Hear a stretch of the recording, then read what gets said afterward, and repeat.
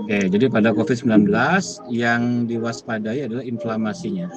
Maka harus diidentifikasi dulu apa-apa yang menyebabkan terjadinya inflamasi di tubuh. Itu harus diidentifikasi dulu. Problemnya adalah ketika kita tahu pengetahuannya, kita nggak mau menjalankan itu karena satu dan lain hal. Itu yang repot. Makanya saya sering bilang sama peserta semua teman-teman begitu, OPS itu. daya atau munculnya kesadaran untuk berubah itu sesuatu yang bernilai sekali. Itu sesuatu yang bernilai sekali. Gitu. Ya, kenapa itu saya bilang bernilai sekali? Karena banyak orang tahu, kemudian dia tidak mau menjalankan karena satu dan lain hal. Nah, makanya hati yang bergerak itu adalah karunia begitu. Hati yang bergerak itu berkah luar biasa. Jadi kalau hati kita digerakkan sama Yang Maha Kuasa untuk melakukan kebaikan, misalnya untuk memahami sesuatu bahwa ini baik, ini benar, udah ditunjukkan begitu, ya udah segera bergerak aja.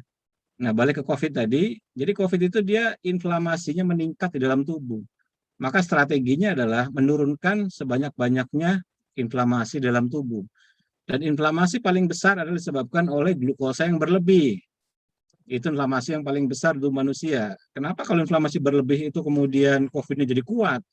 Karena pasukan di dalam tubuh kita dipakai untuk meredakan inflamasi. Jadi kita bayangkan ada sebuah kota, gampangnya begitu ya. Ada sebuah kota yang kebakaran di mana-mana. Lalu kemudian semua pasukan, kemudian semua pemadam kebakaran dipakai untuk memadamkan itu karena prioritas kan. Lalu ada penyusup datang, si COVID ini penyusup misalnya. Kira-kira tentaranya yang dipakai hanya sisa saja kan. Karena tentara yang dipakai hanya sisa, maka tidak cukup kuat dia untuk melakukan perlindungan. Itu menyebabkan terjadinya berbahaya di situ. Nah, makanya supaya inflamasinya reda, orang itu harus punya pengetahuan dan mau melakukan strategi untuk menurunkan glukosa. Itu nomor satu prinsip utama. Dan cara paling gampangnya adalah puasa. Itu cara paling gampang. Makanya berkali-kali saya bilang, orang bisa puasa, bukan mau puasa loh ya, bukan mau puasa, tapi bisa puasa, itu karunia. Betul itu karunia. Kalau mau puasa gampang, pengetahuan puasa kita tahu, ya ada puasa Senin Kamis, ada puasa Daud, bla bla bla segala macam, itu pengetahuannya saja. Tapi bisa melakukan, itu enggak bisa kalau hatinya enggak digerakkan itu enggak akan bisa. Jadi dia harus bersungguh-sungguh mohon kepada Yang Maha Kuasa supaya, karena itu solusi yang paling mudah sekali untuk menurunkan inflamasi di badan manusia, begitu. Itu solusi yang paling mudah sekali. Enggak ada solusi paling mudah selain puasa. Ya tapi kan obat bisa. Iya obat, berarti kan kimia masuk kan begitu. Itu. Nah jadi puasa itu strategi paling sederhana, paling simpel, paling mudah untuk melakukan penurunan inflamasi sekaligus meredakan semua gejala COVID. Catat kalau nggak percaya, semua gejala COVID. Orang kena gejala ringan atau berat, misalnya coba dia puasa, mesti membaik. Karena ketika puasa gula darahnya turun, inflamasi ikut turun, imunitas naik. Ketika imunitas naik, dia akan cepat bereaksi terhadap virusnya. Maka semua gejala dia akan turun. Nah, jadi sekali lagi untuk konsep puasa ini adalah berdoa semoga hatinya diberi kekuatan untuk mau melakukan. Bukan sekedar tahu, tapi mau melakukan. Nah, itu satu, puasa. Kemudian yang kedua, penurunan gula darah yang cukup signifikan itu adalah lewat olah napas. Tentu saja orang COVID nggak mungkin dia bergerak untuk melakukan aktivitas fisik. Dengan berat kan dia nggak mungkin, misalnya naik turun tangga atau berlari atau fitness kan nggak mungkin. Maka olah napas yang paling gampang. Nah, saya berkali-kali sudah share strategi olah napas untuk menurunkan glukosa. Dan sekali lagi, jika pengetahuannya sudah datang, pengetahuan itu kan datangnya ke kepala. Tapi bergeraknya hati, itu lain lagi urusannya tuh. Karena ada orang yang otaknya tahu, tapi hatinya nggak dikasih karunia untuk bergerak.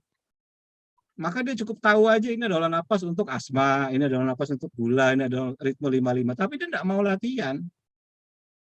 Jadi nggak nyambung, pengetahuannya cuma tersimpan aja di kepala. Iya dia tahu, saya tahu ada ritme begini, saya tahu ada napas begini, tapi nggak mau melakukan.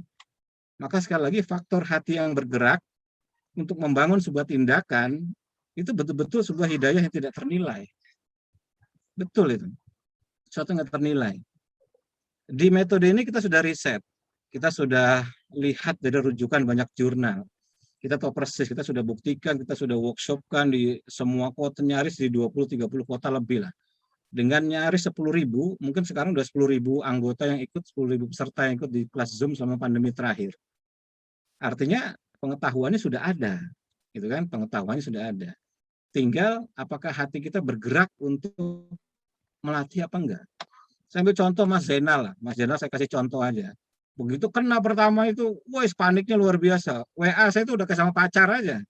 Sehari WA bisa 5 kali dia. Mas ini gimana? Wes ini apa namanya keluarga saya, terus yang ini ada anak kecil. Saya hilang penciuman, demam, bla bla. Wah, sama juga saya juga dulu ngalamin begitu. Udah yang penting Mas Zainal tenang, kemudian ritmenya dilatih rutin, sehari 3 kali. Pagi latihan, lapor oximeternya berapa, siang latihan, lapor oximeternya berapa, malam latihan, lapor oximeternya berapa. Selama bisa terjaga oximeternya di atas 95, kemudian tidak ada rasa sakit pada dada, insya Allah aman, lewati aja. Mau hilang penciuman, kayak mau apa, udah lewatin aja. Selama tidak terjadi, kan saya sering bilang berkali-kali di konsep teori napas ritme sederhana.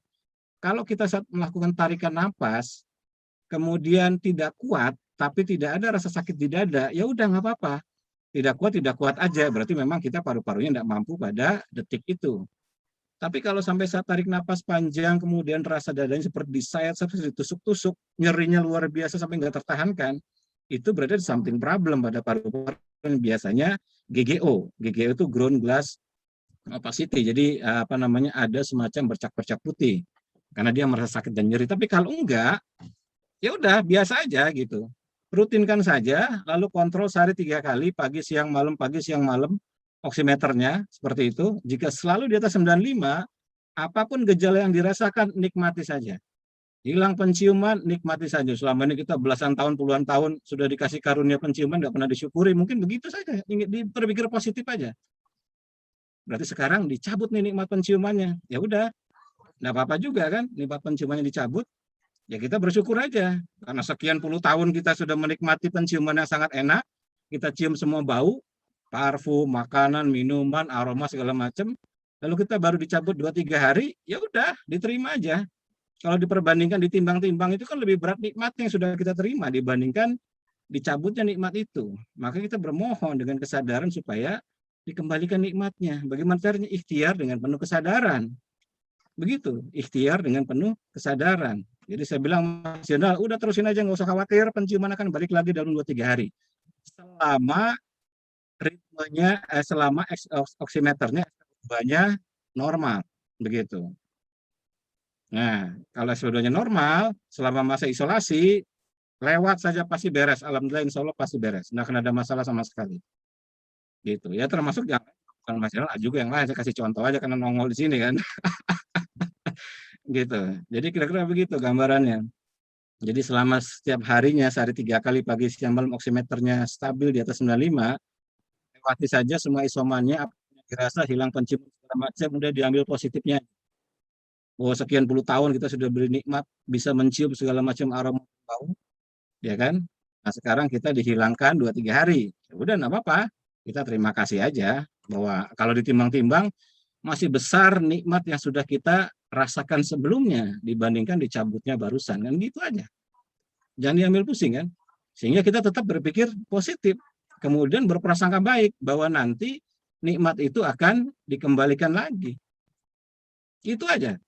Kan kalau dalam keyakinan kita itu kan yang di atas itu bergantung gimana prasangka hambanya kan. Kalau hambanya prasangkanya nggak bakal disembuhkan, ya begitulah jadinya. Teori itu sebenarnya sangat jenius dan sangat logis sekali begitu. Karena begitu kita berprasangka, kita membangun gelombang. Kita membangun frekuensi di otak dalam bentuk visual. Kita membangun frekuensi di jantung dalam bentuk keyakinan. Begitu prasangkanya jelek, bahwa kita akan mengalami pemburukan, kita akan mati, kita akan sesak napas, kita akan pakai tabung, kita sebenarnya yang menyusun itu. Bukan takdir dari atas. Karena belum terjadi. Kita yang nyusun itu.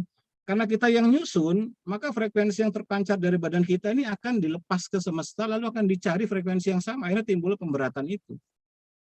Makanya pentingnya prasangka baik itu supaya yang terbangun oleh pikiran dan perasaannya itu adalah sesuai dengan apa baiknya yang ingin kita harapkan. Nah, itu makna dari aku bagaimana prasangka hambaku itu di situ. Jadi kalau prasangkanya baik, maka semua gelombang yang keluar dari pikiran kita, yang gelombang keluar dari perasaan kita, akan membangun sebuah masa depan. Dan itu nanti akan terjadi sama badan kita. Tapi kalau perasaan yang kita bangun adalah, waduh saya udah hilang penciuman, atau saya mulai berasa tidak enak badan, gerges gitu kan, lalu kemudian akan mengalami pemburukan terus, overthinkingnya melompat ke masa depan terus-menerus. Ya kita sedang membangun itu kan. Kita sedang membangun itu. Maka ya udah tinggal diganti aja, tinggal ditimbang-timbang bahwa oke, terima kasih engkau sudah menghilangkan nikmat penciuman ini. Saya sudah menikmati anggaplah 40 tahun hidung ya normal dengan tidak pernah sekalipun kehilangan penciuman. Sekarang tahu cabut, ya sudah, pemiliknya dia, ibarat kita punya kendaraan tiba-tiba spionnya diambil sama yang punya terus mau dibalikin lagi, ya boleh-boleh aja kan. Kan badan bukan badan kita kan gitu. Ya suka-suka yang di atas aja, mau sekarang dihilangin penciumannya, besok dihilangin pandangannya, suka-suka dia aja. Wong badannya bukan badan kita, ketitipan doang. Nah, kira-kira begitu tuh. Jadi itu yang kemudian akan merubah cara kita membangun prasangka. Oke, gitu ya intermezzonya. Siap, kita akan mulai latihan ritme 55.